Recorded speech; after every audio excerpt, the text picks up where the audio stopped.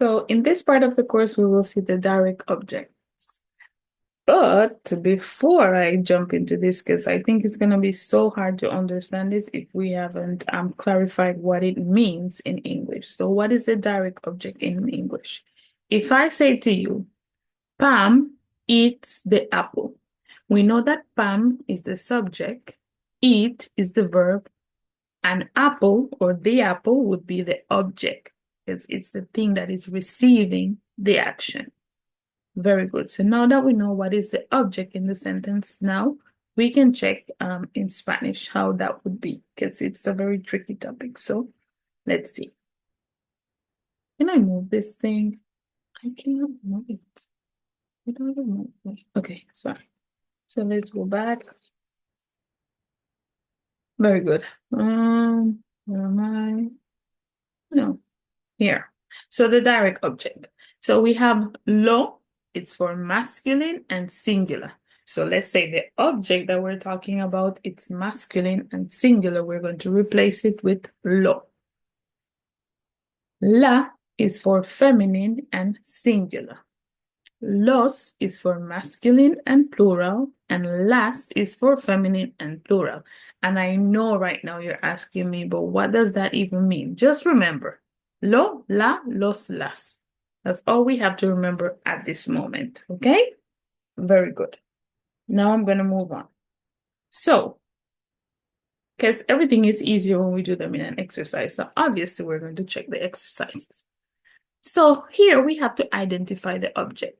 Remember I told you, what did I say? Pam eats an apple. We know that Pam is the subject, eats is the verb, and apple is the object. So, Marie ve las noticias en las noches. Marie ve las noticias en las noches. Marie is the subject. Ve, it's from the verb ver, which means to see. So Marie sees or watches. Las noticias is the news at night. So, las noticias, that would be the object in this case. Yes, that's the object. It's a thing that is receiving the action.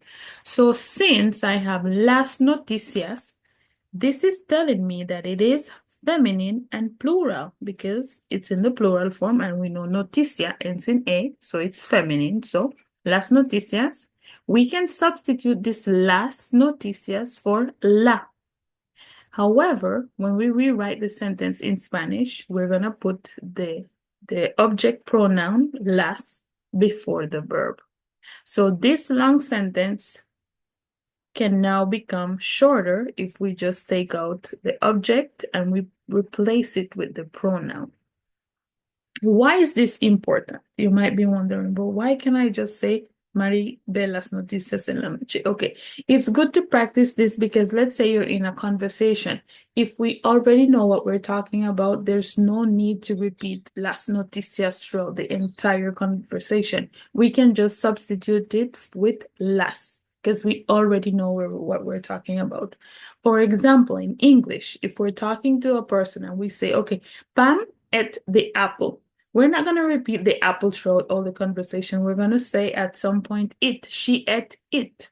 She ate it. So it's the same thing here in Spanish. We replace the object with the object pronoun, okay? Which in this case, it's las. So we say, Marie las ve en las noches. Very good. Pedro prefiere la comida japonesa. Comida, it's feminine. Comida japonesa is feminine. It's la, and it's singular. So when it's feminine and singular, we have to use la. So let's say this, all that I have here in red, I can just substitute it for la. And remember the la, so the object pronoun, we have to put it before the verb. So that becomes Pedro la prefiere. The same thing in English. Pedro or Peter prefers Japanese food. At some point in the conversation, if we already know that we're talking about Japanese food, we can substitute it for it. So Peter prefers it. It's what it's saying here. Pedro la prefiere. Peter prefers it. Very good. Rafael lava su auto todos los días. Su auto is the object here. And since auto, it's masculine and we're saying su, we're not saying any S here at the end. So that is telling us that it is masculine and it is singular. So we have to substitute it for lo. Rafael lo lava todos los días. So the only way we're going to use this lo is because we already know that he's talking about his car. So Rafael washes it every day. It referring to his car. Very good. La niña hace su tarea. The child does her homework or his homework. Well, it's niña, so her homework. Su tarea, there's no S at the end, so this is indicating that it is feminine and it is singular. So if it's feminine and singular, we have to use la. And because we have to put the object pronoun at before the verb, it becomes la niña. So we put la niña and then la hace. La niña la hace. The girl does it. It referring to the homework if we already know what we're talking about. Very good. Debes tomar tus medicamentos. So tus medicamentos is plural. You have to take your medicine. If we're talking and we know what we're already referring to, so we can substitute it now with an object pronoun. So let's say tus medicamentos. Medicamentos ends in O, and then we know it is in the plural form. So this is masculine and plural, so we can substitute it for los. Debes tomar.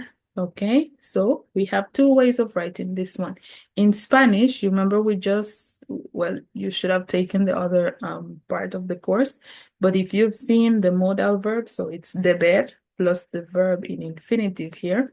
So we have two options. We can add the los to the infinitive form, or we can put it at the beginning of both verbs, so the modal verb and the principal verb. For example, debes tomar los, or los debes tomar. So you can take them or take them. You can take them. So we have two ways of putting the object pronoun in this case. I know that was a lot. Oh my gosh. Now that I'm thinking about it, I think it's a lot. So I hope it makes sense. But if you're having difficulty, pause the video, go again and check. So remember, these object pronouns go according to whether it's singular or plural, masculine or feminine. And it's just basically substituting the thing that is receiving the action. If we already know what it is, we replace it with a pronoun. The same thing happens in English. Instead of repeating the name of an object over and over, we typically substitute it for it or them. It if it's singular, them if it's plural. The only thing is that Spanish has, its own rules, so we have to put it before the verb. In English, we put them or it after the verb at the end of the sentence. But in this case, we have to put it before the verb. And if there's a verb with infinitive, so we have a modal verb and the infinitive form, we can attach it to the end. Debes tomarlos or los debes tomar. And that would be it for the direct object pronoun. Oh my God. I think this was a lot. So, well, I hope you understood, and we will continue with the next part of the video of this course in a moment.